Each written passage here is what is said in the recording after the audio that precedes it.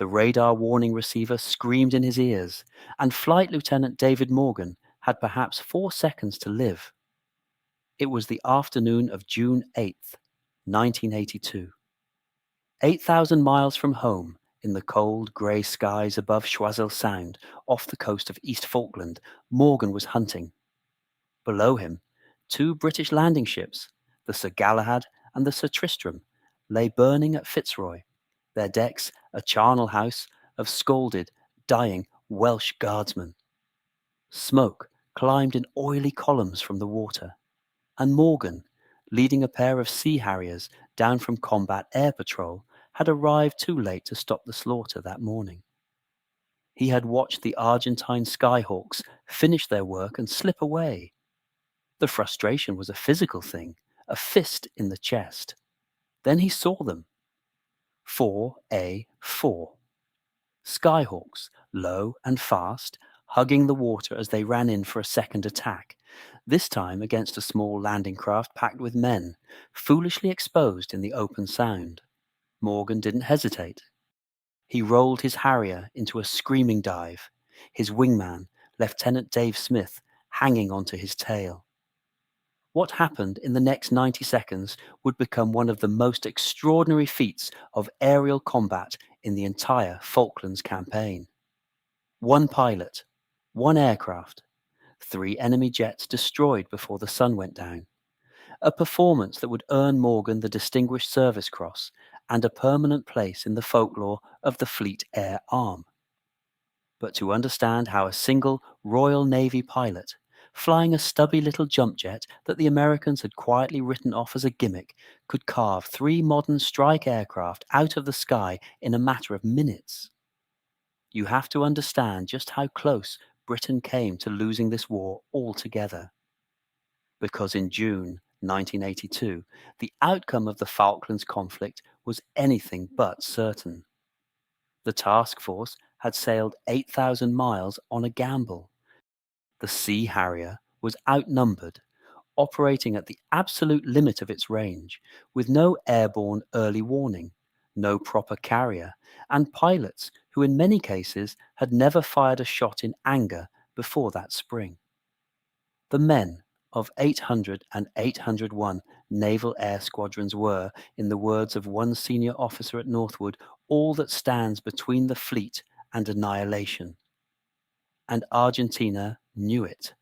Sink the carriers, HMS Hermes and HMS Invincible, and the entire British enterprise would collapse. There would be no air cover, no resupply, no way home for the men ashore.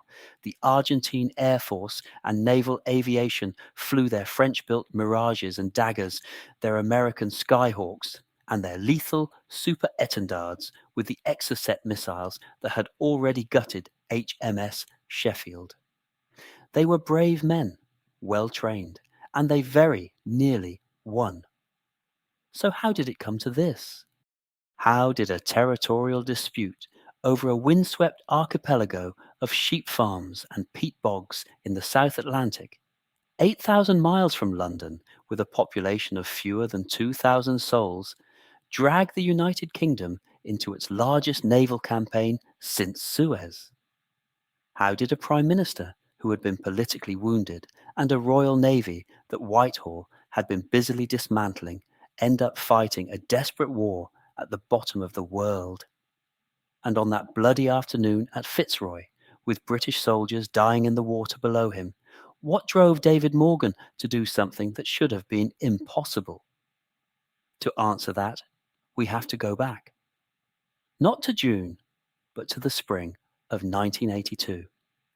And to a phone call that woke a Foreign Office minister in the small hours, bearing news that would shake the British establishment to its foundations.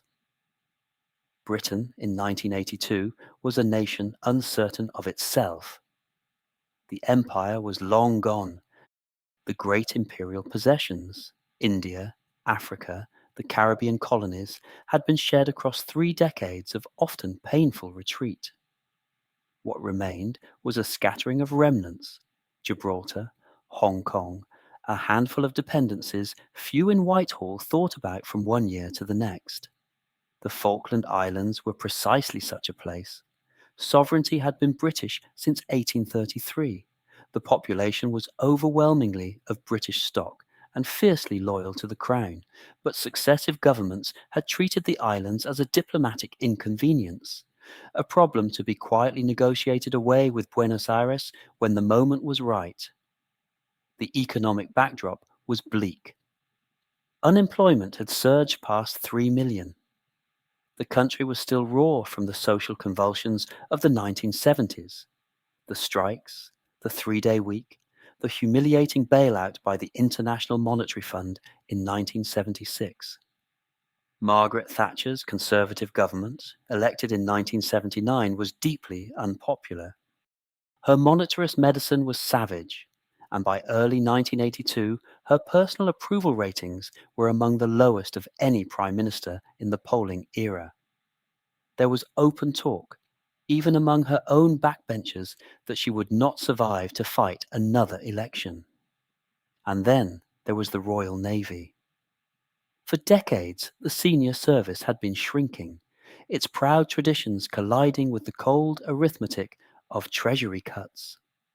John Nott, Thatcher's Defence Secretary, had published a defence review in 1981, the infamous Nott Review, that proposed gutting the surface fleet. The aircraft carriers were to go.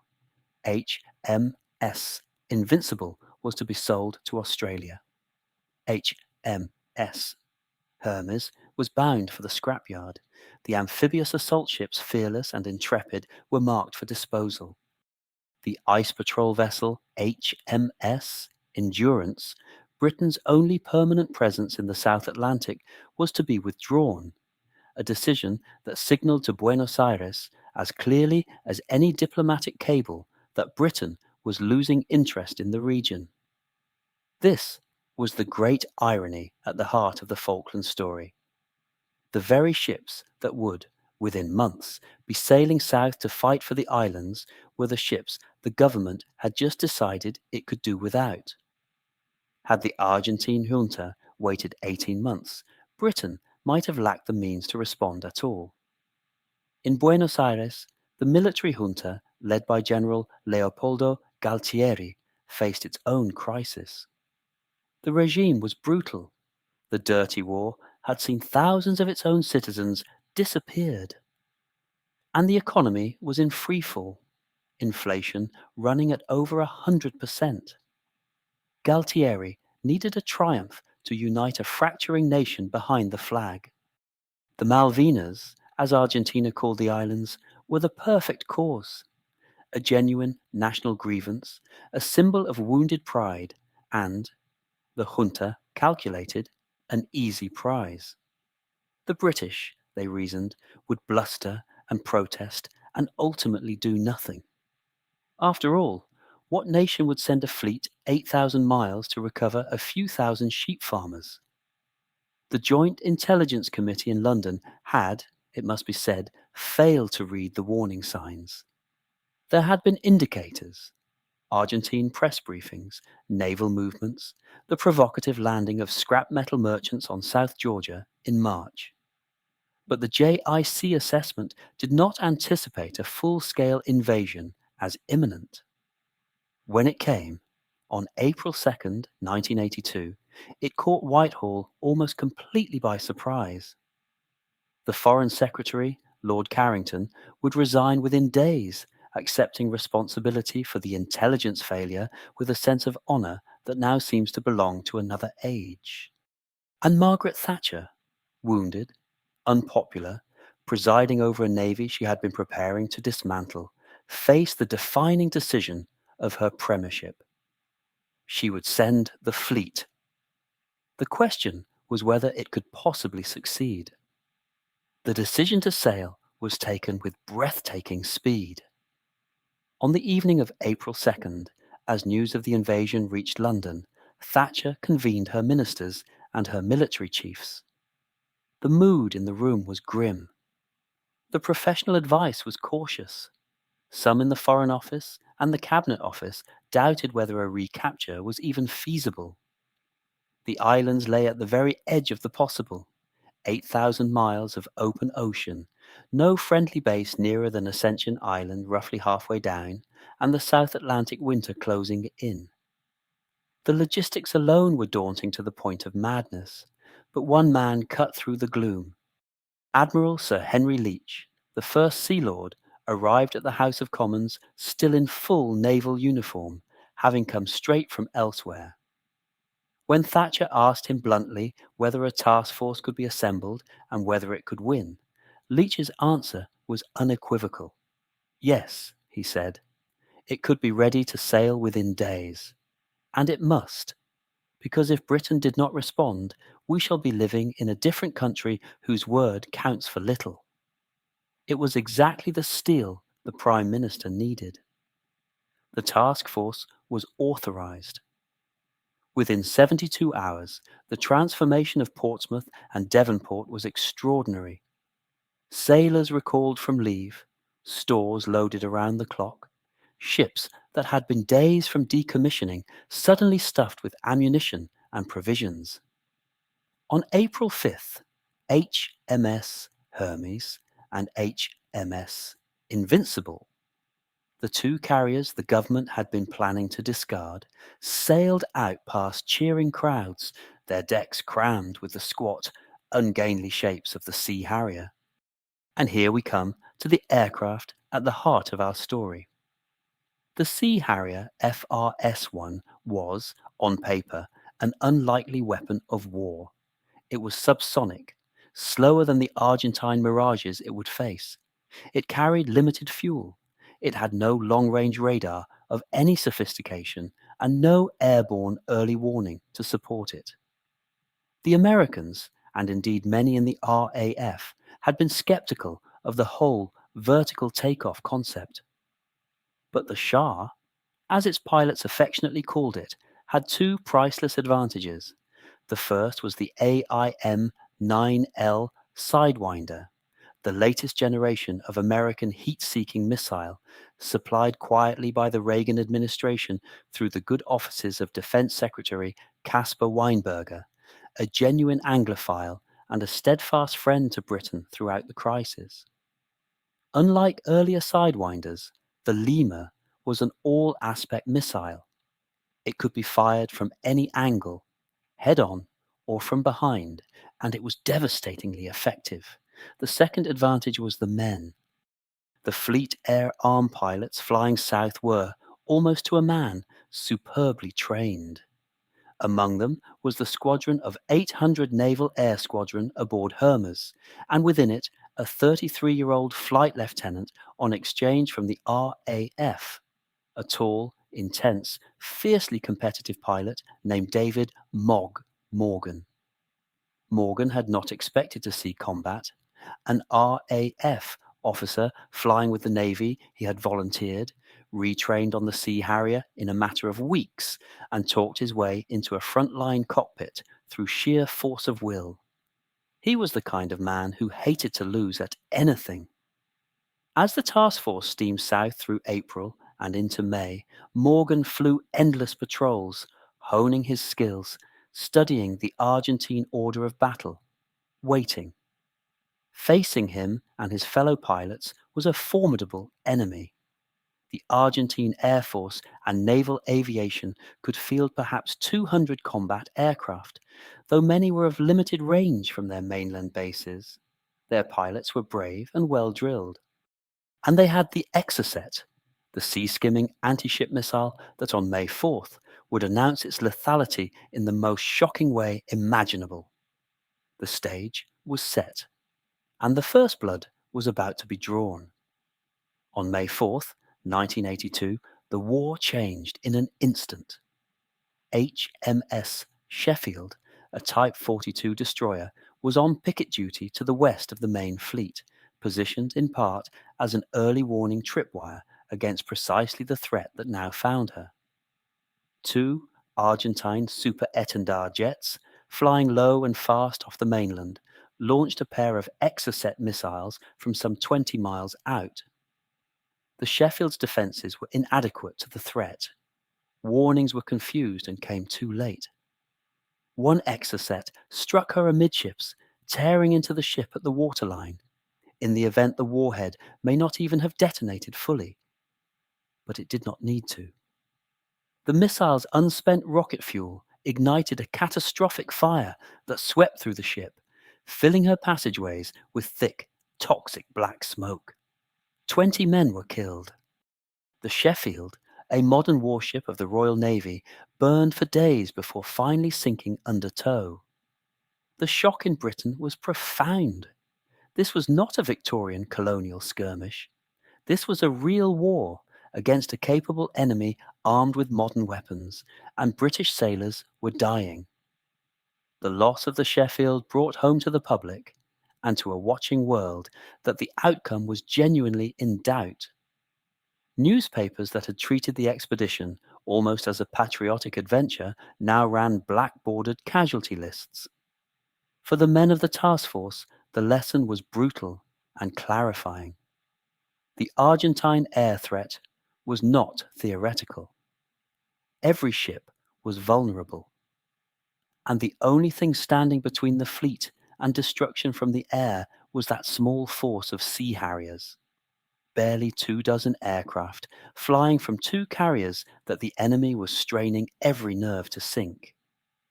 The pressure on the Harrier pilots became immense. They flew combat air patrols in appalling South Atlantic weather, low cloud, driving rain, ferocious winds, landing on pitching carrier decks in conditions that would have grounded a peacetime air force. They were always outnumbered. A typical patrol might pit 2 Sea Harriers against a raid of 6, 8, or more incoming Argentine jets. There was no margin for error, no reserve to call upon, no diversion airfield within 8,000 miles, and yet the Harriers were winning. Through May, in engagement after engagement, the Fleet Air Arm pilots used their training, their tactics, and above all, the deadly AIM-9L Sidewinder to extraordinary effect. The all-aspect missile changed everything. An Argentine pilot could no longer feel safe simply by keeping his tailpipe away from the enemy. The Harriers shot down Mirages, Daggers, and Skyhawks while suffering not a single air-to-air loss in return. A remarkable testament to aircraft, weapon, and pilot, but the Argentines kept coming. They were not deterred. Their courage in pressing home attacks through curtains of anti-aircraft fire and into the teeth of the Harrier patrols was, by any measure, magnificent. They damaged and sank British ships at San Carlos Water, Bomb Alley, as the sailors grimly named it, during the amphibious landings of May 21st. Several frigates and destroyers were lost or crippled. Many Argentine bombs, mercifully for the British, failed to explode, having been released too low for their fuses to arm. A technical failing that almost certainly saved the campaign. By early June, the land battle was reaching its climax. British forces had landed and were closing in on the capital, Stanley. To support the advance, troops needed to be moved forward by sea to Fitzroy and Bluff Cove, on the southern approach to the capital. It was a sound plan, but it would expose vulnerable, lightly defended landing ships to the full fury of the Argentine Air Force. And on June 8th, that fury would fall upon them. David Morgan was about to fly into the most desperate fight of his life. The morning of June 8th, 1982, was, by Falklands standards, unusually clear. At Fitzroy, the landing ships Sir Galahad and Sir Tristram lay at anchor, disembarking troops. Aboard the Galahad were men of the Welsh Guards, waiting, for reasons that remain controversial to this day, far too long to come ashore. There was no Harrier combat air patrol overhead at the critical moment. A gap had opened in the cover, and into that gap, in the early afternoon, swept a formation of Argentine Skyhawks and Daggers. What followed was the bloodiest single incident of the war for British forces. The Skyhawks bombed both ships, The Sir Galahad erupted into an inferno, her decks awash with burning fuel, ammunition cooking off, men ablaze. 48 men died, 32 of them Welsh guardsmen. The images of survivors, terribly burned, help from life rafts, would become some of the defining photographs of the entire conflict. Among the wounded was a young Welsh guardsman named Simon Weston, whose dreadful injuries and long, courageous recovery would later make him a household name. David Morgan arrived overhead as the attack was ending. Leading a pair of Sea Harriers with Lieutenant Dave Smith on his wing, he had been scrambled too late to save the ships. He could only watch, raging, as the Argentine jets completed their work and turned for home. The helplessness was unbearable. Then, in the chaos, the Argentines made a fatal decision. A flight of 4 A4 Skyhawks, having attacked the larger ships, spotted an exposed landing craft, LCUF-4, from HMS Fearless, making its way across Choiseul Sound, packed with men and equipment. The Skyhawks turned to attack it, sinking it and killing 6 more men. But in doing so, they had committed themselves low and slow over open water. And David Morgan had seen them. He rolled in. Diving from altitude, he closed the range with frightening speed, the Sea Harrier accelerating in the dive. He selected a sidewinder, heard the growl in his headset as the missile seeker locked onto the hot exhaust of a Skyhawk and fired. The AIM-9L streaked away and struck home. The Skyhawk disintegrated. Morgan did not pause. He shifted his aim to a second Skyhawk, fired his remaining sidewinder, and watched that aircraft too explode in a ball of flame and tumbling wreckage. 2 enemy jets destroyed in seconds. Now his missiles were gone. But Morgan still had his 30mm Aden cannon, and his blood was up. He pressed in behind a third Skyhawk and opened fire with the guns, walking the cannon shells towards the fleeing aircraft. He saw strikes. The Skyhawk was hit and damaged. But Morgan, low on fuel and ammunition, had pushed himself into a perilous position and now found himself unable to finish the kill cleanly. Then his wingman did. Lieutenant Dave Smith, following Morgan into the fight, locked up a sidewinder and destroyed a 4th Skyhawk outright. Between them, in the space of perhaps 90 seconds, the 2 Sea Harriers had annihilated the entire Argentine flight. The Skyhawk Morgan had hit with cannon fire is generally credited as damaged or destroyed. Accounts vary. But the essential truth is staggering. David Morgan had, in a single sortie, fired on 3 enemy aircraft and accounted for 2 confirmed kills with missiles and at least 1 more damaged by guns, the most successful single engagement by a British pilot in the war. For his actions on June 8th and across the campaign, David Morgan was awarded the Distinguished Service Cross. But the triumph in the air could not undo the horror on the water below. The price of June 8th was terrible, and it was paid in full at Fitzroy. 56 men died that day, 48 aboard and around the Sir Galahad and Sir Tristram, and a further toll among those on the landing craft and elsewhere. Most were Welsh guardsmen, young men who had crossed the world to fight, and who burned in the cold waters of Port Pleasant before they had fired a shot. Dozens more were horribly wounded, many with burns that would scar them for the rest of their lives. It was the single worst British loss of the entire conflict. The recriminations began almost immediately, and in some quarters they have never truly stopped. Why had the Sir Galahad sat at anchor for so long, in daylight, without adequate air cover, while the Welsh guards aboard hesitated to disembark? Whose orders, or absence of orders, had left them so exposed? The official inquiries and the regimental histories have picked over the decisions for 4 decades. There was confusion in the chain of command, a breakdown in communication about how and when the troops were to be landed, and a fatal gap in the Harrier patrols overhead. No single villain emerges. It was, as so often in war, a cascade of small failures that combined into catastrophe. For the Royal Navy and the wider task force, Fitzroy confirmed the lesson of the Sheffield. The Argentine air threat remained deadly to the very end. Britain had not won command of the air in any total sense. The Harriers could not be everywhere at once.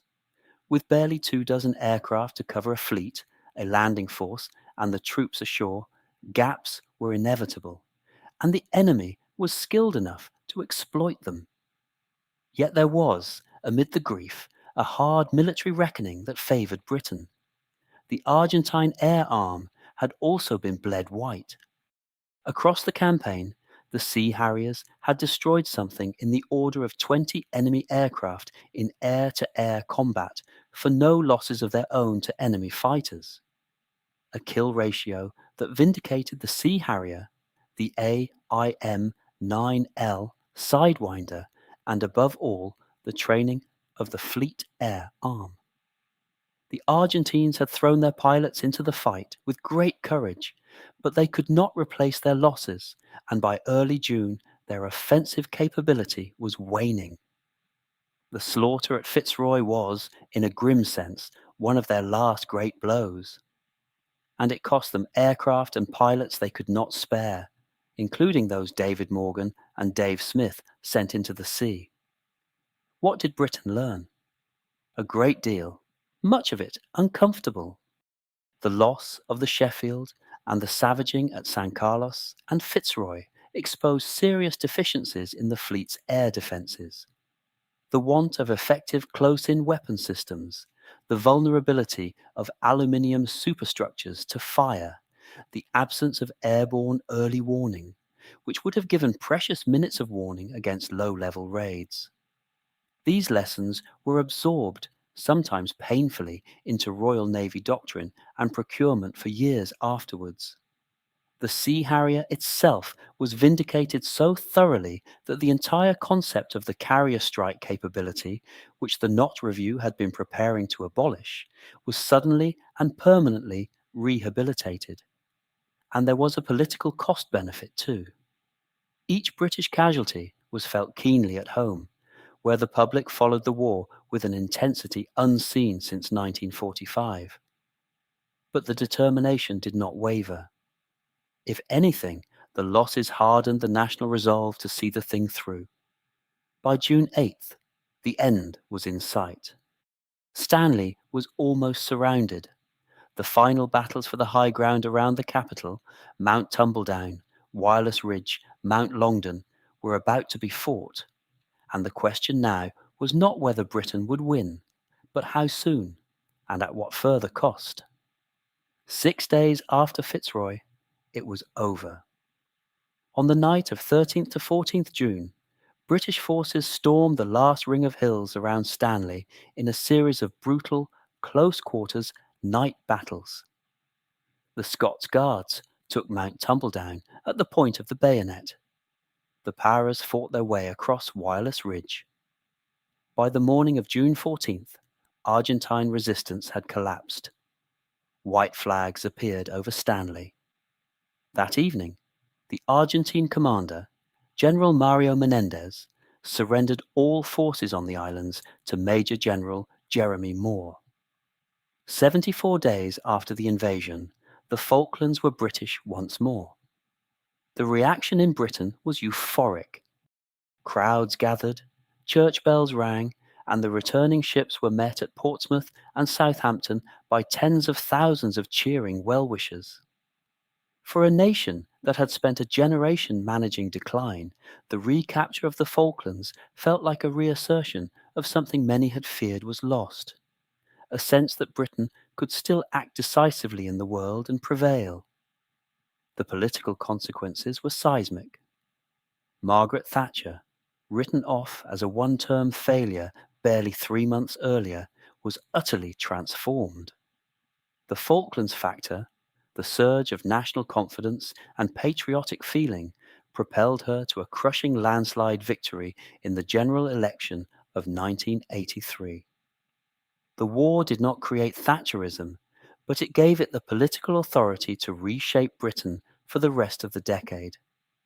Few wars have so directly altered the domestic political landscape of the victor. In Argentina, the effect was the precise opposite and arguably more profound. The humiliation of defeat shattered the credibility of the military junta. Within days, Galtieri was forced from power.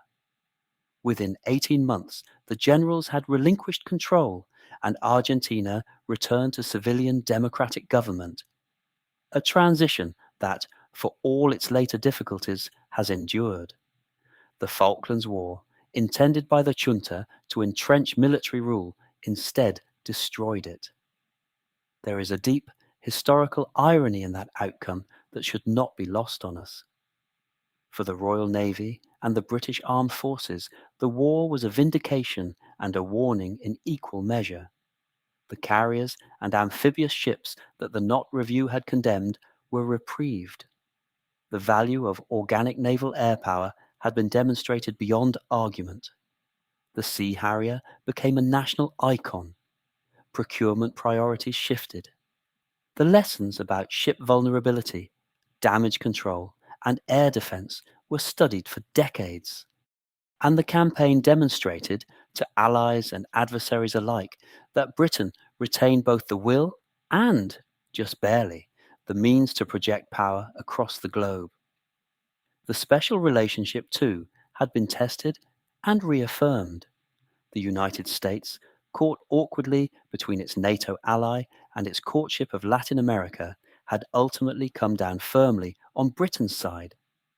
The quiet provision of the AIM-9L Sidewinders, of satellite intelligence, of fuel and material at Ascension, of crucial diplomatic cover, much of it driven by Caspar Weinberger and a sympathetic Pentagon, had been indispensable. Without American support, the campaign would have been far harder, perhaps impossible. Thatcher never forgot it, and the bond between London and Washington deepened through the remaining Cold War years. And the men. The pilots of the Fleet Air Arm returned as heroes, though they wore it lightly, as such men tend to do. David Morgan left the Navy some years later and became a writer, setting down his own account of those extraordinary weeks. Simon Weston, the grievously burned Welsh guardsman from the Sir Galahad, embarked on a lifetime of charitable work and became one of the most recognizable and respected veterans in the country. Living proof of the cost paid at Fitzroy and of the human capacity to endure it. But what does it all mean now, more than 40 years on? The Falklands War occupies a curious place in the British memory. It was, in the cold light of strategy, a small war. 74 days, a few thousand combatants on each side, fought over a remote and economically marginal territory. 255 British servicemen and 3 Falkland Islander women died. Around 650 Argentines lost their lives, the majority of them in the sinking of the cruiser General Belgrano. By the standards of the great conflicts of the 20th century, the numbers were modest. And yet the war's significance, for Britain and for the wider world, vastly exceeds its scale. For Britain, it was a moment of self-definition. After decades of imperial retreat, after Suez and the loss of empire and the long economic malaise, the Falklands offered an answer to a question that had haunted the national psyche. Did Britain still count? The campaign suggested that it did, that a medium-sized power, acting with resolve, intelligent leadership, professional armed forces, and the support of its principal ally could still achieve what many had thought beyond it. Whether that lesson was wholly healthy is a fair question for debate.